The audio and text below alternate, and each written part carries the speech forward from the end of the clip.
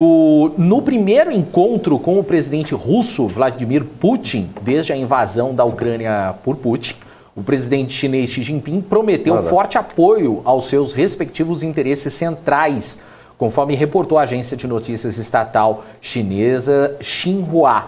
A China também está disposta a aprofundar a cooperação pragmática em áreas como comércio, agricultura e conectividade, disse Xi Jinping, então, segundo a agência. Eu queria que você falasse aí, Gani, que é especialista, sobre esse assunto. Esse encontro aí com o Xi Jinping foi importantíssimo, né? Muito importante, muito importante. Por quê? Porque a Rússia, ela sempre se identificou muito mais com o Ocidente do que com o Oriente.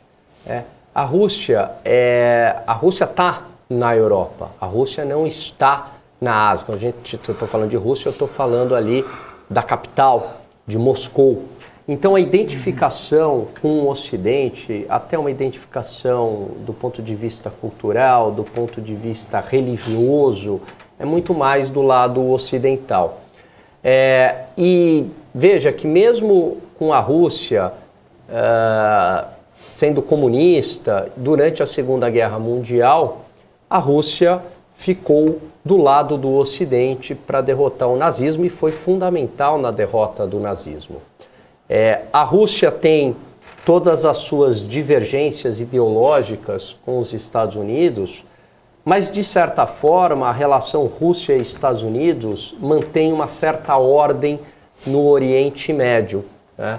A invasão, o patrocínio da Primavera Árabe pelo Obama e que gerou um caos no Oriente Médio, principalmente na Síria, quem acabou colocando ordem naquele caos foi a própria Rússia. Quem fez o serviço sujo ali na Síria e acabou contendo todos os conflitos dos grupos insurgentes foi a Rússia. Então, mesmo que haja essa rivalidade entre Estados Unidos e Rússia, mas é como se na hora H Estados Unidos e Rússia estivessem do mesmo lado para conter o inimigo. E aí eu acho que os Estados Unidos, eu falei isso várias vezes aqui na BMC, comete um erro histórico. Inclusive em 1999 houve uma tentativa de aproximação, quase saiu um acordo da Rússia entrar para a OTAN. Isso talvez garantisse uma grande estabilidade no mundo, mas não. Os Estados Unidos eles tinham um acordo com a Rússia, chegou a ser até um acordo formal a partir de 1991 de não expansão da OTAN para o leste europeu, para antigos aliados russos. E aí os Estados Unidos avançam, isso incomoda muito a Rússia, vem incomodando. Chega-se no conflito Rússia e Ucrânia, já falamos sobre isso, da questão da OTAN, acordos de Minsk, etc. Já falei isso em outros programas, mas o ponto é que chegou-se num ponto que a gente não imaginava, que é a Rússia hoje está próxima da China. Ninguém imaginava isso no passado. Tá? E até tem ali algumas tensões na fronteira entre Rússia e China, que é uma fronteira bastante vasta, mas vamos deixar essas tensões de lado, vamos deixar a nossa cultura muito diferente de lado, porque hoje o nosso inimigo comum, olha que loucura, são os Estados Unidos. Então esse é o grande problema. É muito simbólico o Putin estar do lado do Xi Jinping.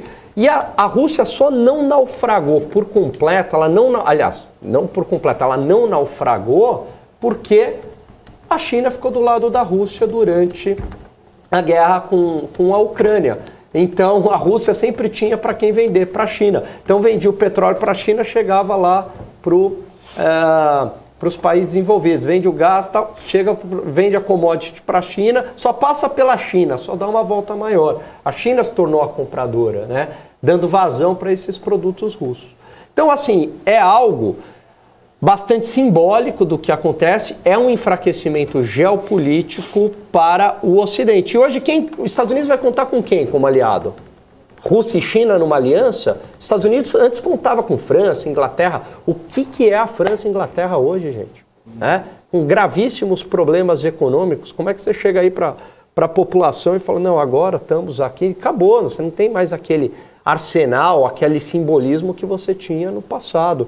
Então, acho que os Estados Unidos comete aí um grande erro histórico, colocando esses dois países hoje como aliados, Rússia e China.